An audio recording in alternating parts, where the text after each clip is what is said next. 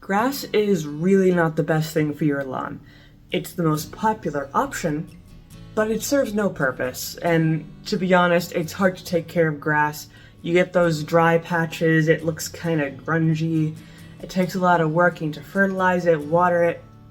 There are easier options, more sustainable options, and also options that you don't really need to fertilize or water that much.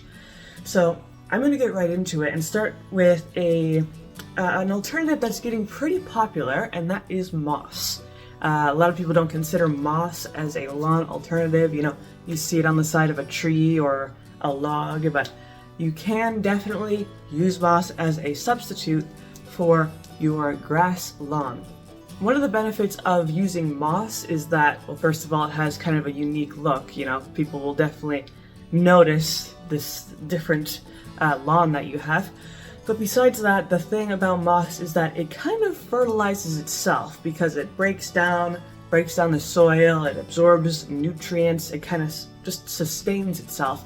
So you really don't need to worry about fertilizing it all the time, and it's definitely not going to have those ugly brown patches, dry patches like grass commonly gets.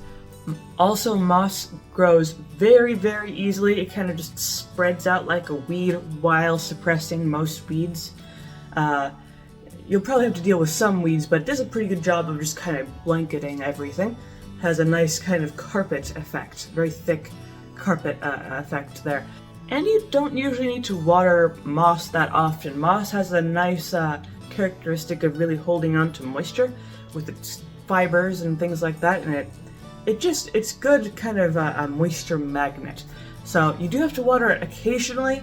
If it rains, obviously you could just skip that, but yeah, you don't have to worry too much about watering moss. If anything, overwatering might be a problem because it absorbs so much moisture.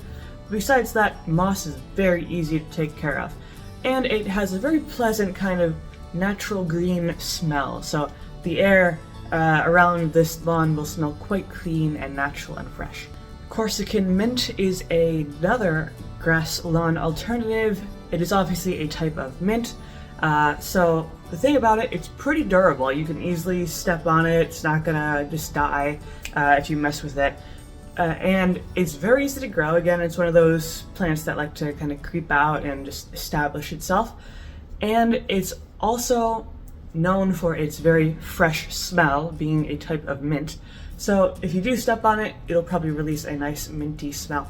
So the land around your house will smell pretty good most of the time. It's also very tolerant of most weather conditions. You can grow in the shade, in the sun, moist weather, dry weather. So, you know, as long as you're not in the desert or in the tundra, you should be able to grow Corsican mint. And even if you don't want to cover your entire lawn in this mint, it is also good for garden beds and making things look a little more stylish for your landscaping. The next one up is barren strawberry. So heads up, this strawberry plant does not produce strawberries, unfortunately. That'd be kind of fun if it did, but it doesn't. It is a form, though, of strawberry. It's considered a strawberry-like plant. So the thing about it, again, we got another one of these creeping plants that make it very easy to cover your entire lawn. It looks very attractive, it's very green. The thing that makes it very similar to a typical strawberry plant is the runners that it gives off. You know, how strawberries shoot off a runner vine and it just goes. So that makes it very easy for it to cover the entire lawn, you know, no bare patches, just this really lush greenery that it produces. It does prefer shade, but it can also be fine in sunny conditions, but it does have the risk of drying out, so you'd have to make sure it's in a moist environment and that it's watered properly at a consistent level. Another bonus is that this is an evergreen plant, so it'll be attractive even in the winter. Although it's not super green in the winter, it's a little bit more of a bronze-ish color, but it will still have a nice tone to it. Now, one of my favorite options is clover. I always figured if I ever had the chance, I would replace an entire lawn with clover, because clover is a very attractive plant. Usually in natural grass, there's just some clover already there, but a pure clover lawn is really beneficial for several reasons. Mainly, clover fertilizes itself for the most part. It has the ability to complete a very good nitrogen balance for the soil. And again, for that reason, you're not going to have these ugly barren patches of grass.